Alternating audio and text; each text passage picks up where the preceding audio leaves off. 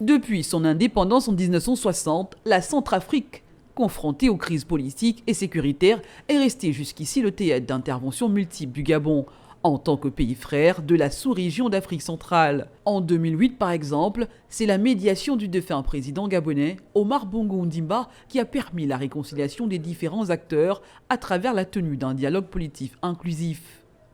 L'axe Libreville-Bangui a toujours vu se défiler des responsables politiques centrafricains, toujours à la recherche de la paix dans ce pays, confronté depuis des décennies à une instabilité politique alimentée par des groupes armés et de nombreux putschs.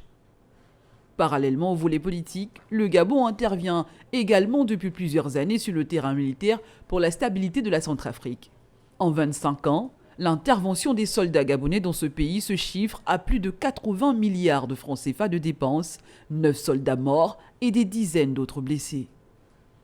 Au moment où le contingent des casques bleus gabonais quitte le théâtre centrafricain, fragilisé par le scandale d'abus sexuels, à Libreville, une enquête a déjà été ouverte pour situer les responsabilités des uns et des autres.